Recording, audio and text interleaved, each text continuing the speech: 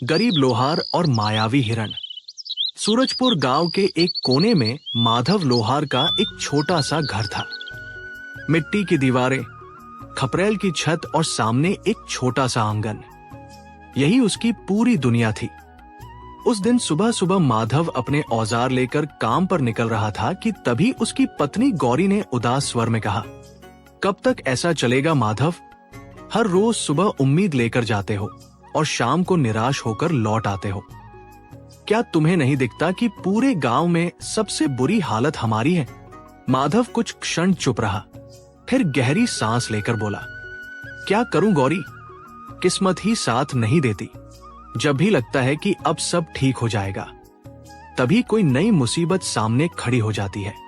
पहले जैसे तैसे कुछ पैसे जमा किए थे तो तुम बीमार पड़ गई, सारा धन इलाज में खर्च हो गया। फिर अर्जुन के पैर में गहरी चोट लग गई, उसका इलाज करवाते करवाते जो कुछ बचा था वह भी खत्म हो गया। तभी उनका 10 वर्षीय बेटा अर्जुन दौड़ता हुआ आया। उसके चेहरे पर मासूमियत थी, लेकिन आंखों में एक अधूरी इच्छा भी थी। पिताजी, एक बात पूछूं? हाँ बेटा, पूछो। हमारे घर में दूसरों की तरह अच्छे अच्छे पकवान क्यों नहीं बनते? मैं भी कभी मिठाई, पूरी और हलवा खाना चाहता हूं। यह सुनकर माधव का दिल टूट गया। उसने बेटे के सिर पर हाथ फेरते हुए कहा, चिंता मत करो बेटा, एक दिन हमारे भी अच्छे दिन आएंगे, फिर तुम्हें जो खाना होगा वही खिलाऊंगा। अर्जुन धीरे से बोला, लेकिन पिताजी, जब पड़ोस की ताई अम्मा के घर से पकवानों की खुशबू आती है तो मेरा मन वहां जाने का करता है। एक दिन मैं चला भी गया था, लेकिन उन्होंने मुझे देखते ही खाना छिपा लिया और डांट कर भगा दिया। गौरी की आंखों से आंसू बह निकले। माधव के पास कोई जवाब नहीं था। वह चुपचाप अपने औजार उठाकर घर से निकल पड़ा। गांव के चौराहे पर उसकी छोटी सी लोहार की दुकान थी। उस दिन उसने भट्टी जलाई, हथौड़ा उठाया और काम शुरू करने की कोशिश की, लेकिन उसका मन कहीं और था। उसे लग रहा था जैसे उसके हाथों की ताकत भी अब साथ छोड़ रही हो। वो आसमान की ओर देखकर बोला, हे भगवान, और कितनी परीक्षा लोगे?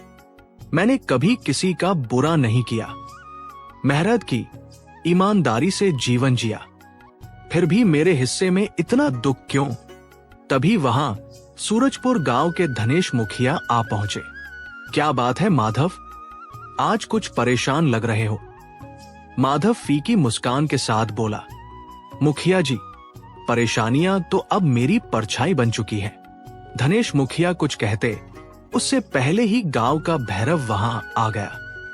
भैरव उन लोगों में से था जिन्हें दूसरों की मुसीबतों में आनंद आता था। वो हंसते हुए बोला, मुखिया जी, मैं तो कहता हूं कि इस माधव को गांव से निकाल देना चाहिए। मुखिया चौंक गया। क्यों? भैरव जोर से हंस पड़ा। अरे, इसकी मनहूस किस्मत पूरे गांव पर भारी पड़ रही है। जहां देखो वहां बस दुख ही दुख। ये सुनकर आसपास खड़े कुछ लोग भी हंसने लगे। माधव का सिर शर्म से झुक गया। धनेश मुखिया ने भैरव को डांटते हुए कहा, बस करो, किसी गरीब का मजाक उड़ाना अच्छी बात नहीं है। लेकिन तब तक भैरव अपनी बात कह चुका था। वो हंसता हुआ वहां से चला गया।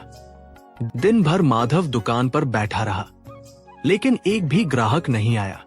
शाम होते होते उसका मन पूरी तरह टूट चुका था। उसे अर्जुन की बातें याद आ रही थी। उसकी भूखी आंखें बार बार सामने घूम रही थी। मैं कैसा पिता हूं? वो बुदबुदाया। अपने बेटे की एक छोटी सी इच्छा भी पूरी नहीं कर सकता। सूरज ढल चुका था। माधव खाली हाथ घर लौट आया। जैसे ही उसने घर में कदम रखा, गौरी ने उसके चेहरे को देखकर सब समझ लिया। आज भी कोई काम नहीं मिला। माधव ने सिर झुका लिया। नहीं। कुछ देर दोनों खामोश रहे। फिर गौरी धीरे से बोली, माधव, मैं भी शायद तुम्हारे दुख को कभी पूरी तरह समझ नहीं पाई, लेकिन विश्वास रखो, भगवान देर जरूर करता है, अंधेर नहीं। माधव ने कोई जवाब नहीं दिया। वह चुपचाप चारपाई पर जाकर लेट गया।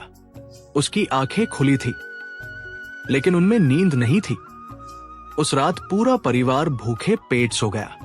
अगली सुबह गौरी ने कहा, माधव, गांव की दुकान से थोड़ा राशन उधार मांग लाओ। माधव ने दुखी स्वर में उत्तर दिया, मैं कल भी गया था। दुकानदार पहले का उधार मांग रहा था। अब वहां जाने में शर्म आती है। फिर क्या करेंगे? पता नहीं। कुछ देर बाद वो घर से निकल पड़ा, लेकिन आज उसका रास्ता दुकान की ओर नहीं था। उसके कदम धीरे धीरे जंगल की ओर बढ़ रहे थे। उसका मन भारी था, आंखों में निराशा थी और दिल में बस एक ही सवाल था, क्या मेरी जिंदगी कभी बदलेगी? चलते चलते वह गांव की सीमा पार कर गया। तभी सामने से धनेश मुखिया आता दिखाई दिया। अरे माधव, आज दुकान नहीं खोली? माधव चुप रहा। मुखिया ने मजाक करते हुए कहा, क्या बात है, लोहार से लकड़हारा बनने का इरादा है क्या? लेकिन माधव के चेहरे पर कोई प्रतिक्रिया नहीं आई। वह बिना कुछ बोले आगे बढ़ गया। धनेश मुखिया भी उसे जाते हुए देखता रह गया। कुछ देर बाद माधव जंगल के भीतर पहुंच गया। वह एक विशाल वृक्ष की छाया में बैठ गया। चारों ओर सन्नाटा था। हवा धीरे धीरे बह रही थी। माधव की आंखों से आंसू निकल पड़े। हे भगवान, आखिर मेरी गलती क्या है? वो आसमान की ओर देखकर बोला, मैं अपने परिवार को खुश नहीं रख पा रहा। मेरी मेहनत का कोई फल क्यों नहीं मिलता? उसी समय अचानक जंगल की खामोशी को चीरती हुई एक आवाज सुनाई दी, कोई है? मेरी मदद करो। माधव चौंक कर खड़ा हो गया। आवाज फिर आई, बेटा, कोई है तो मेरी सहायता करो। माधव तुरंत उस दिशा में दौड़ पड़ा। उसे बिल्कुल भी अंदाजा नहीं था कि अगले कुछ ही क्षणों में उसकी जिंदगी हमेशा के लिए बदलने वाली है। माधव आवाज की दिशा में तेजी से दौड़ता हुआ आगे बढ़ा। कुछ दूर जाने पर उसने देखा कि एक वृद्ध साधु जमीन पर पड़े हुए थे। उनके कपड़े धूल से भर गए थे और चेहरे पर थकान साफ दिखाई दे रही थी। माधव तुरंत उनके पास पहुंचा और घुटनों के बल बैठ गया। महाराज, आपको क्या हुआ? आप इस हालत में यहां कैसे पड़े हैं? साधु ने बड़ी मुश्किल से आंखें खोली। बेटा, मैं कई दिनों से यात्रा कर रहा हूं। जंगल पार करके रत्नपुर राज्य की ओर जा रहा था। रास्ते में मेरा पैर फिसल गया और उसमें जोर की मोच आ गई। तब से यहीं पड़ा हूं। माधव ने चिंतित होकर पूछा, क्या आपने कुछ खाया पिया है? साधु ने सिर हिलाया। नहीं बेटा, कई घंटों से मुझे पानी तक नहीं मिला। मेरा गला सूख रहा है। अगर जल्दी पानी नहीं मिला तो शायद मैं ज्यादा देर जीवित नहीं रह पाऊंगा। माधव घबरा गया। उसने चारों ओर नजर दौड़ाई, लेकिन दूर दूर तक कोई तालाब या नदी दिखाई नहीं दी। महाराज, यहां तो कहीं पानी नहीं दिख रहा। साधु ने कांपते हाथ से एक दिशा की ओर इशारा किया। यहां से लगभग 2 मील दूर एक पुराना तालाब है। वहां से मेरे लिए थोड़ा पानी ले आओ। इतना कहकर उन्होंने अपना कमंडल माधव के हाथ में दे दिया। माधव ने बिना एक पल गवाए कमंडल उठा लिया।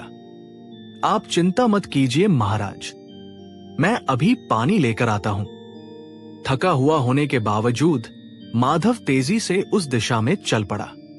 जंगल लगातार घना होता जा रहा था। ऊंचे ऊंचे पेड़ सूरज की रोशनी को भी जमीन तक पहुंचने नहीं दे रहे थे। चारों तरफ अजीब सा सन्नाटा था। लेकिन माधव के मन में सिर्फ एक ही बात थी, मुझे किसी भी हालत में साधु महाराज के लिए पानी लेकर जाना है। करीब 1 घंटे की कठिन यात्रा के बाद उसे दूर एक चमक दिखाई दी। वह तेजी से आगे बढ़ा। कुछ ही क्षणों बाद वह एक विशाल तालाब के किनारे पहुंच गया। तालाब का पानी बिल्कुल शांत था, इतना साफ कि उसमें आसमान का प्रतिबिंब दिखाई दे रहा था। धन्यवाद भगवान, माधव ने राहत की सांस ली। वो झुककर कमंडल में पानी भरने लगा। लेकिन तभी अचानक तालाब का पानी उबलने लगा। चारों ओर धुआं फैल गया। माधव डरकर पीछे हट गया। धीरे धीरे उस धुएं ने एक भयानक स्त्री का रूप ले लिया। उसकी आंखें लाल थी, बाल बिखरे हुए थे, और आवाज बिजली की गड़गड़ाहट जैसी थी। रुक जा मनुष्य। माधव का दिल जोर जोर से धड़कने लगा। कौन हो तुम? वो स्त्री जोर से हंसी। मैं इस तालाब की रक्षक हूं। लोग मुझे डायन कहते हैं। माधव के हाथ कांपने लगे। मैं सिर्फ थोड़ा पानी लेने आया हूं।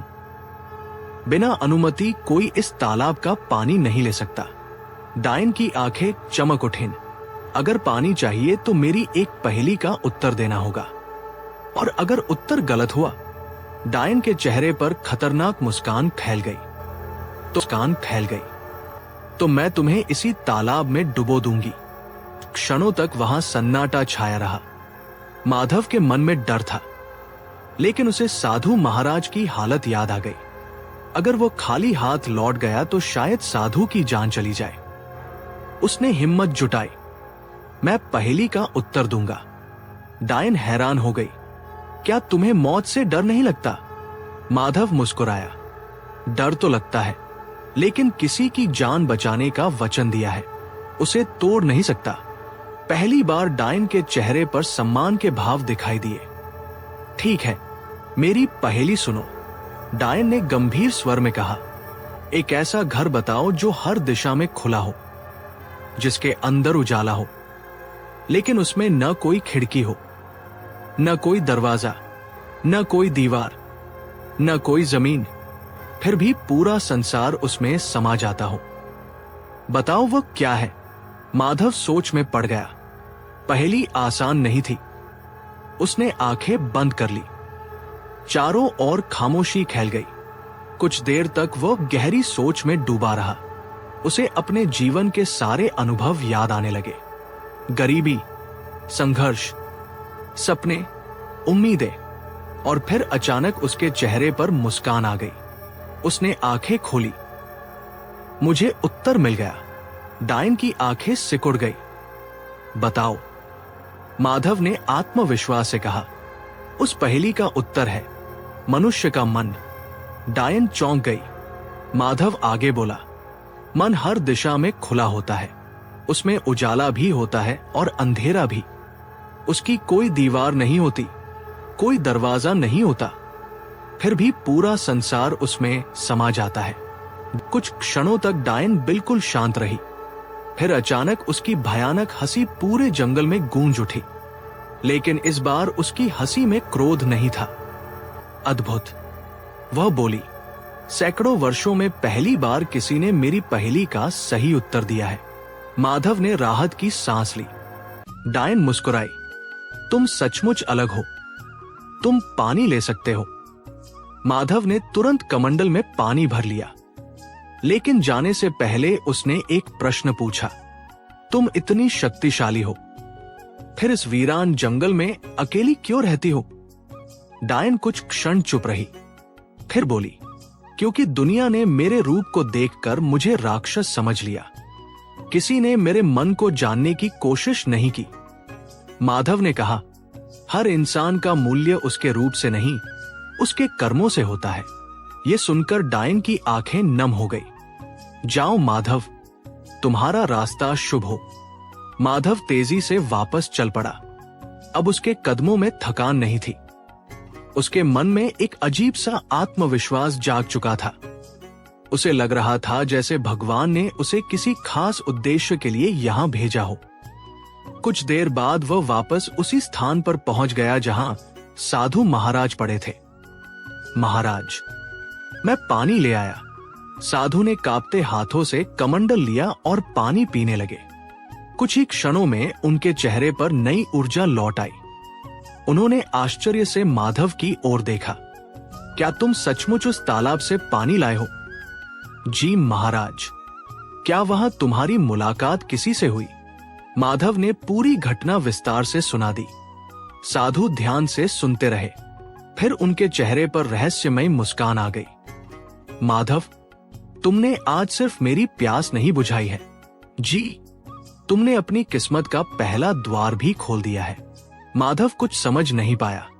तभी साधु ने अपनी आंखें बंद की और मंत्र जाप शुरू कर दिया। अचानक चारों ओर रंग बिरंगी रोशनी फैलने लगी और अगले ही पल वहां कुछ ऐसा प्रकट हुआ जिसे देखकर माधव की आंखें आश्चर्य से खैल गई। वो एक सुंदर हिरण था, लेकिन वह साधारण हिरण नहीं था। उसका शरीर चांदी की तरह चमक रहा था। उसकी आंखों में नीली रोशनी झिलमिला रही थी और उसके सींगों से सुनहरी किरणें निकल रही थी। माधव ने अपने जीवन में इतना सुंदर जीव कभी नहीं देखा था। महाराज, ये क्या है? साधु मुस्कुराए। माधव, ये कोई साधारण हिरण नहीं है, ये एक मायावी हिरण है। माधव आश्चर्य से उसे देखने लगा। लेकिन महाराज, मैं इसका क्या करूंगा? साधु ने गंभीर स्वर में कहा। इसे अपने घर ले जाओ। इसे अपनी संतान की तरह प्यार देना, इसकी रक्षा करना और कभी भी इसे किसी लालच में आकर किसी को मत देना। क्या ये सचमुच मेरी किस्मत बदल देगा? साधु मुस्कुराए। तुम्हारी किस्मत बदलने की शक्ति तुम्हारे कर्मों में है बेटा। ये हिरण सिर्फ उस परिवर्तन का माध्यम बनेगा। माधव कुछ समझा, कुछ नहीं समझा, लेकिन उसने श्रद्धा से सिर झुका दिया। जैसी आपकी आज्ञा महाराज। साधु ने उसके सिर पर हाथ रखा। तुम सच्चे इंसान हो माधव। भगवान देर से सही, लेकिन तुम्हारी मेहनत का फल अवश्य देंगे। इतना कहकर साधु धीरे धीरे वहां से चले गए। कुछ ही क्षणों में वे पेड़ों के पीछे ओझल हो गए। माधव ने प्यार से हिरण को सहलाया। हिरण भी उसके पास आकर शांत खड़ा हो गया, मानो वो पहले से ही माधव को जानता हो। चलो मित्र, अब तुम्हें घर ले चलते हैं। माधव मुस्कुराया और फिर दोनों सूरजपुर गांव की ओर चल पड़े। शाम तक जब माधव अपने घर पहुंचा तो गौरी दरवाजे पर खड़ी थी। उसे देखते ही उसने पूछा, आज इतनी देर कैसे हो गई? लेकिन अगले ही पल उसकी नजर हिरण पर पड़ी। अरे ये हिरण! माधव ने पूरी कहानी सुनाई। साधु महाराज, तालाब, डायन की पहेली और फिर ये मायावी हिरण, सब कुछ। गौरी ध्यान से सुनती रही, लेकिन कहानी खत्म होते ही वह चिंतित हो गई। माधव, हमारे घर में तो पहले ही खाने के लाले पड़े हुए हैं, अब इस हिरण को क्या खिलाएंगे? माधव ने शांत स्वर में कहा, मुझे नहीं पता गौरी, लेकिन साधु महाराज ने इसे कोई कारण से हमें दिया है। उसी समय अर्जुन बाहर से दौड़ता हुआ आया। पिताजी, उसकी नजर हिरण पर पड़ी और वो खुशी से उछल पड़ा। वाह, कितना सुंदर हिरण है! अर्जुन धीरे धीरे उसके पास गया। हिरण ने भी डरने के बजाय अपना सिर उसके कंधे से सटा दिया। अर्जुन खिलखिलाकर हंस पड़ा। अब मेरा भी एक दोस्त है। यह देखकर माधव और गौरी दोनों मुस्कुरा दिए। कई दिनों बाद उनके घर में हंसी की आवाज गूंजी थी। अगले कुछ दिनों में हिरण परिवार का हिस्सा बन गया। अर्जुन उसके साथ खेलता, गौरी उसे घास खिलाती और माधव हर शाम उसके सिर पर प्यार से हाथ फेरता। धीरे धीरे पूरे सूरजपुर गांव में उस सुंदर हिरण की चर्चा फैल गई। लोग दूर दूर से उसे देखने आने लगे। एक दिन गांव का जमींदार उनके घर पहुंचा। उसकी नजर जैसे ही हिरण पर पड़ी, उसकी आंखें चमक उठीं। वाह, ऐसा हिरण तो मैंने आज तक नहीं देखा। वो माधव की ओर मुड़ा। माधव, मैं ये हिरण खरीदना चाहता हूं। माधव शांत खड़ा रहा। माफ कीजिए जमींदार जी, मैं इसे नहीं बेच सकता। जमींदार हंस पड़ा। अरे पहले मेरी बात तो सुनो। मैं तुम्हें इसके बदले 100 सोने के सिक्के दूंगा। गौरी का दिल जोर से धड़कने लगा। 100 सोने के सिक्के उनके लिए किसी सपने से कम नहीं थे। लेकिन माधव ने सिर हिला दिया। नहीं जमींदार जी। जमींदार हैरान रह गया। क्या? मैं इसे नहीं बेचूंगा। क्यों? माधव ने हिरण की ओर देखते हुए कहा, यह मुझे एक साधु की भेंट है और भेंट की हुई चीज बेचना मुझे उचित नहीं लगता। जमींदार नाराज होकर चला गया। उसके जाने के बाद गौरी ने कहा, माधव, 100 सोने के सिक्के बहुत होते हैं। माधव मुस्कुराया। जानता हूं, फिर मना क्यों कर दिया? क्योंकि कुछ चीजें धन से ज्यादा कीमती होती हैं। गौरी चुप हो गई। उसे महसूस हुआ कि माधव की बात में सच्चाई है। धीरे धीरे हिरण की चर्चा पूरे इलाके में फैलने लगी। कई लोग उसे खरीदना चाहते थे, लेकिन माधव हर बार एक ही जवाब देता, ये बिकाऊ नहीं है। उधर रत्नपुर राज्य के राजमहल में एक बड़ी समस्या खड़ी हो चुकी थी। राजा वीरेंद्र की इकलौती पुत्री राजकुमारी वैदेही एक रहस्यमयी बीमारी से पीड़ित थी। राज्य के बड़े बड़े वैद्य हार मान चुके थे। राजमहल में उदासी छाई हुई थी। एक दिन राजा ने राजगुरु को बुलाया। गुरुदेव, क्या मेरी पुत्री कभी ठीक हो पाएगी? राजगुरु ने ध्यान लगाकर कुछ क्षण आंखें बंद रखी, फिर बोले, महाराज, राजकुमारी का उपचार संभव है। राजा की आंखों में उम्मीद जाग उठी। सच? हाँ, लेकिन इसके लिए एक अत्यंत दुर्लभ उपाय करना होगा। बताइए गुरुदेव, मैं कुछ भी करने को तैयार हूं। राजगुरु ने गंभीर स्वर में कहा, एक मायावी हिरण का आंसू और एक सच्चे गरीब मनुष्य का आंसू, जब दोनों मिलेंगे तब एक दिव्य पुष्प उत्पन्न होगा। राजा चौंक गए। फिर उस पुष्प का स्पर्श राजकुमारी को कराना होगा, तभी वो स्वस्थ हो पाएंगी। तो फिर उस मायावी हिरण को खोजो। राजगुरु ने आंखें बंद की। कुछ क्षण बाद बोले, वो हिरण इस समय सूरजपुर गांव के एक गरीब लोहार के पास है। राजा वीरेंद्र की आंखों में आशा की चमक लौट आई। उन्हें नहीं पता था कि जल्द ही उनकी मुलाकात उस गरीब लोहार माधव से होने वाली है, और वही मुलाकात कई लोगों की किस्मत बदलने वाली थी। राजगुरु की बात सुनकर राजा वीरेंद्र एक पल भी नहीं रुके। अपनी पुत्री वैदेही को उस हालत में देखकर उनका हृदय टूट चुका था। वे किसी भी कीमत पर उसे स्वस्थ करना चाहते थे। अगली ही सुबह राजा वीरेंद्र अपने विश्वसनीय मंत्री सोमदत्त और कुछ सैनिकों के साथ सूरजपुर गांव के लिए रवाना हो गए। उधर सूरजपुर गांव में माधव अपने रोजमर्रा के काम में लगा हुआ था। हालांकि उसकी आर्थिक स्थिति अभी भी कमजोर थी, लेकिन मायावी हिरण के आने के बाद उसके घर में एक अलग ही खुशी आ गई थी। अर्जुन दिन भर हिरण के साथ खेलता रहता। गौरी भी अब उसे परिवार का सदस्य मानने लगी थी। मायावी हिरण भी मानो उनके प्रेम को समझता था। वो कभी घर से दूर नहीं जाता था। कुछ ही देर में पूरे गांव में खबर फैल गई, राजा वीरेंद्र स्वयं सूरजपुर आए हैं। गांव वाले दौड़ दौड़ कर रास्तों पर इकट्ठा होने लगे। धनेश मुखिया तो खुशी से खुला नहीं समा रहा था।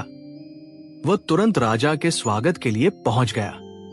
महाराज, हमारे गांव में आपका स्वागत है। राजा ने बिना समय गवाए पूछा, क्या इस गांव में माधव नाम का कोई लोहार रहता है? धनेश मुखिया चौंक गया। जी महाराज, रहता है। हमें तुरंत उसके घर ले चलो। कुछ ही देर में राजा, मंत्री और सैनिक माधव के घर के सामने खड़े थे। इतने बड़े लोगों को अपने दरवाजे पर देखकर माधव घबरा गया। उसने तुरंत हाथ जोड़ दिए। प्रणाम महाराज। प्रणाम माधव। राजा की नजर तुरंत मायावी हिरण पर पड़ी। हिरण उस समय आंगन में खड़ा था। उसे देखते ही राजा समझ गए कि यही वो हिरण है जिसके बारे में राजगुरु ने बताया था। क्या ये हिरण तुम्हारा है? जी महाराज। ये तुम्हें कहाँ मिला? माधव ने पूरी कहानी विस्तार से सुना दी। साधु महाराज, जंगल, डायन की पहेली और हिरण की भेंट। राजा ध्यान से सब सुनते रहे।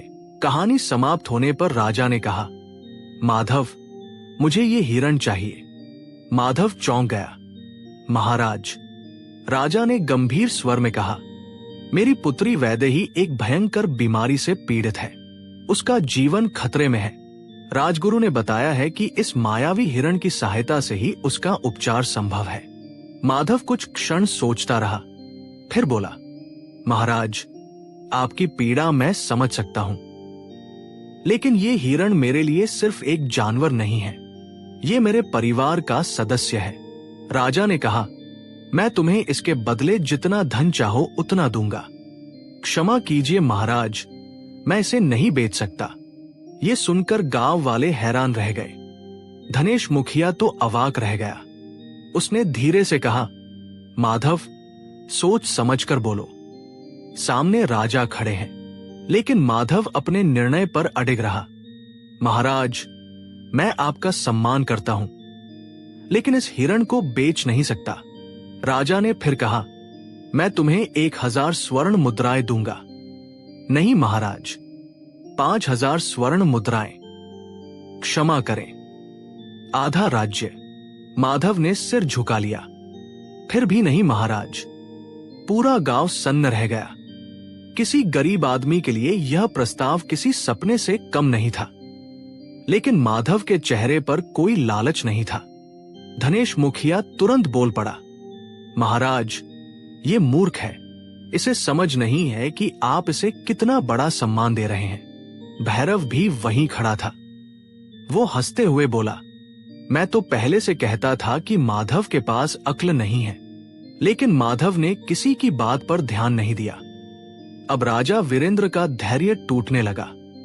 अपनी पुत्री की बीमारी के कारण वे पहले से ही चिंतित थे। उन्होंने कठोर स्वर में कहा, माधव, मैं विनती भी कर चुका हूं और प्रस्ताव भी दे चुका हूं।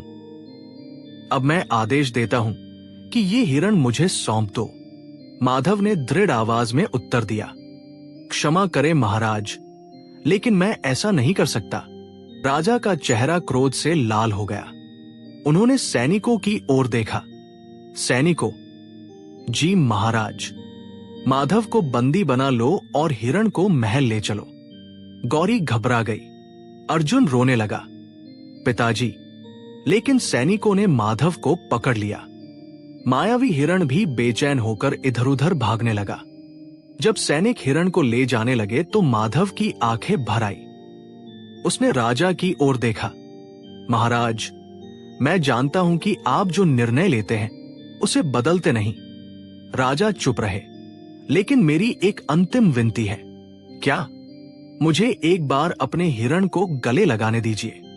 कुछ क्षणों तक सन्नाटा रहा। फिर राजा बोले, ठीक है, जाओ। माधव तेजी से हिरण के पास गया। उसने उसे अपनी बाहों में भर लिया। मेरे दोस्त, उसकी आवाज कांप रही थी, तुमने मेरे घर में खुशियां लौटाई थी। मायावी हिरण भी उसके शरीर से सट गया, मानो वो सब कुछ समझ रहा हो। अर्जुन रो रहा था। गौरी की आंखों से भी आंसू बह रहे थे। पूरा गांव ये दृश्य देख रहा था। और तभी एक अद्भुत चमत्कार हुआ। माधव की आंखों से गिरा एक आंसू और हिरण की आंखों से गिरा एक आंसू। दोनों धरती पर एक ही स्थान पर गिरे। जैसे ही वे मिले, वहां से नीली रोशनी निकलने लगी। सभी लोग आश्चर्य से पीछे हट गए। कुछ ही क्षणों में उस स्थान पर एक सुंदर नीला दिव्य पुष्प खिल उठा। उसकी सुगंध पूरे वातावरण में फैल गई। राजा वीरेंद्र आश्चर्य से उसे देखने लगे। उसी समय मंत्री सोमदत्त बोले, महाराज, यही वह दिव्य पुष्प है जिसके बारे में राजगुरु ने बताया था। राजा की आंखों में खुशी की चमक आ गई। उन्होंने तुरंत वह पुष्प उठा लिया। अब उनकी पुत्री वैदेही के जीवन की आशा फिर से जाग उठी थी। लेकिन उन्हें अभी भी ये नहीं पता था कि इस चमत्कार के बाद उनकी अपनी सोच और माधव की किस्मत दोनों हमेशा के लिए बदलने वाली थी। दिव्य नीले पुष्प को हाथ में लेकर राजा वीरेंद्र एक पल भी रुके नहीं। उन्होंने तुरंत सैनिकों को तैयार होने का आदेश दिया। हम अभी इसी समय राजमहल लौटेंगे। मंत्री सोमदत्त और सैनिक तुरंत तैयार हो गए। राजा ने जाते जाते माधव की ओर देखा। उस समय भी माधव की आंखों में अपने प्रिय हिरण के लिए प्रेम था, क्रोध नहीं। यह देखकर राजा के मन में हल्की सी ग्लानि पैदा हुई, लेकिन अपनी पुत्री की चिंता के कारण वे कुछ नहीं बोले। कुछ ही देर में राजा और उनका दल रत्नपुर राज्य की ओर रवाना हो गया। राजमहल पहुंचते ही राजा सीधे राजकुमारी वैदेही के कक्ष में गए। वैदेही कई महीनों से अचेत अवस्था में थी। राज्य के बड़े बड़े वैद्य भी हार मान चुके थे। पूरे महल में चिंता का वातावरण था। राजगुरु भी वहीं उपस्थित थे। राजा ने कांपते हाथों से वह दिव्य पुष्प उठाया। गुरुदेव, क्या यही वो पुष्प है? हाँ महाराज, यही वो दिव्य पुष्प है जिसकी हमें प्रतीक्षा थी। राजा धीरे धीरे अपनी पुत्री के पास पहुंचे। उनकी आंखों में आंसू थे। बेटी, अब सब ठीक हो जाएगा, इतना कहकर उन्होंने पुष्प को राजकुमारी के माथे से स्पर्श कराया। कुछ क्षणों बाद वो प्रकाश धीरे धीरे समाप्त होने लगा और फिर राजकुमारी वैदेही की उंगलियां हिलने लगी। राजा की सांसें रुक गई। वैदेही। कुछ ही पल बाद राजकुमारी ने धीरे धीरे अपनी आंखें खोल दी। पिताजी, ये सुनते ही राजा की आंखों से खुशी के आंसू बह निकले। मेरी बेटी। वे महीनों बाद महल में खुशियां लौट आई थी, लेकिन उसी समय राजा के मन में एक और विचार आया। ये सब उस गरीब लोहार माधव की वजह से संभव हुआ है। उन्हें याद आया कि उन्होंने किस प्रकार बलपूर्वक हिरण को उससे छीन लिया था। उनका सिर शर्म से झुक गया। मैंने उसके साथ अन्याय किया। राजगुरु मुस्कुराए। महाराज, गलती स्वीकार करना ही महानता की पहली निशानी है। राजा ने तुरंत निर्णय लिया। हम अभी सूरजपुर गांव जाएंगे। अगले दिन राजा वीरेंद्र फिर से सूरजपुर पहुंचे। इस बार उनके साथ बड़ी संख्या में सैनिक नहीं थे। वे सम्मान और कृतज्ञता के भाव से आए थे। माधव अपने घर के बाहर बैठा था। उसे देखकर राजा स्वयं उसके पास आए। पूरा गांव ये दृश्य देखकर हैरान रह गया। राजा ने माधव के सामने हाथ जोड़ दिए। मुझे क्षमा कर दो माधव। माधव चौंक गया। महाराज, आप ऐसा क्यों कर रहे हैं? क्योंकि मैंने अपनी पुत्री के मोह में आकर तुम्हारे साथ अन्याय किया था। राजा ने माधव के सामने हाथ जोड़ दिए। मुझे क्षमा कर दो माधव। माधव चौंक गया। महाराज, आप ऐसा क्यों कर रहे हैं? क्योंकि मैंने अपनी पुत्री के मोह में आकर तुम्हारे साथ अन्याय किया था। उसी समय अचानक वहां तेज प्रकाश फैला। सबकी नजरें उस ओर घूम गई। वही साधु महाराज वहां प्रकट हुए। माधव उन्हें देखकर तुरंत उनके चरणों में झुक गया। महाराज। साधु मुस्कुराए। माधव, क्या तुम्हें याद है मैंने क्या कहा था? जी महाराज, मैंने कहा था कि ये मायावी हिरण तुम्हारी किस्मत बदलेगा। माधव चुपचाप सुनता रहा। साधु आगे बोले, तुमने गरीबी में भी ईमानदारी नहीं छोड़ी। तुमने लालच को अपने ऊपर हावी नहीं होने दिया। तुमने धन के लिए अपने प्रिय साथी को नहीं बेचा। यही तुम्हारी सबसे बड़ी परीक्षा थी। धनेश मुखिया और भैरव भी वहां खड़े थे। दोनों को अपनी गलतियों का एहसास होने लगा। साधु ने उनकी ओर देखकर कहा, किसी गरीब का मजाक उड़ाना सबसे बड़ा पाप है। इंसान की कीमत उसके धन से नहीं, उसके चरित्र से होती है। धनेश मुखिया ने शर्मिंदा होकर सिर झुका लिया। भैरव की आंखों में भी पछतावा दिखाई दे रहा था। साधु ने राजा वीरेंद्र की ओर देखा। महाराज, आपकी पुत्री का उपचार इसी मायावी हिरण के कारण संभव हुआ। लेकिन ध्यान रखिए, चमत्कार हिरण ने नहीं किया था। राजा ने पूछा, तो फिर किसने किया था? साधु मुस्कुराए। एक सच्चे इंसान के प्रेम और त्याग ने। राजा समझ गए कि साधु का संकेत माधव की ओर था। राजा वीरेंद्र आगे बढ़े। माधव, मैं तुम्हारा ऋण कभी नहीं चुका सकता, लेकिन फिर भी तुम्हारे लिए एक उपहार है। राजा के इशारे पर सैनिक कई बड़े संदूक लेकर आए। जब उन्हें खोला गया तो सबकी आंखें फटी रह गई। उनमें सोने की अशर्फियां, चांदी के सिक्के और बहुमूल्य रत्न भरे हुए थे। गांव वाले आश्चर्य से देखने लगे। राजा बोले, आज से तुम्हें और तुम्हारे परिवार को कभी किसी चीज की कमी नहीं होगी। माधव विनम्रता से बोला, महाराज, आपकी कृपा ही मेरे लिए पर्याप्त है। राजा मुस्कुराए। नहीं माधव, ये केवल शुरुआत है। उन्होंने आगे कहा, आज से तुम मेरे राज दरबार के विशेष सलाहकार हो और सूरजपुर गांव की देखभाल की जिम्मेदारी भी तुम्हें सौंपी जाती है। ये सुनकर पूरा गांव खुशी से झूम उठा। गौरी की आंखों में खुशी के आंसू थे। अर्जुन खुशी से अपने पिता से लिपट गया। पिताजी, अब हमारे अच्छे दिन आ गए। माधव मुस्कुराया। हाँ बेटा, लेकिन याद रखना, अच्छे दिन मेहनत, ईमानदारी और धैर्य से आते हैं। कुछ समय बाद सूरजपुर गांव पूरी तरह बदल गया। माधव ने अपनी संपत्ति का उपयोग केवल अपने लिए नहीं किया। उसने गरीबों की सहायता की, गांव में कुएं खुदवाए, नए घर बनवाए, जरूरतमंद बच्चों की पढ़ाई का प्रबंध किया। धीरे धीरे सूरजपुर पूरे राज्य का सबसे समृद्ध और खुशहाल गांव बन गया। जहां तक मायावी हिरण की बात थी, वो हमेशा माधव के परिवार के साथ रहा, लेकिन अब लोग उसे चमत्कार का प्रतीक नहीं बल्कि प्रेम, त्याग और सच्चाई का प्रतीक मानते थे। कहानी से सीख: सच्ची ईमानदारी, धैर्य और निस्वार्थ प्रेम कभी व्यर्थ नहीं जाते। धन से बढ़कर चरित्र होता है, और जो व्यक्ति कठिन परिस्थितियों में भी सही रास्ता नहीं छोड़ता, अंततः सफलता उसी के कदम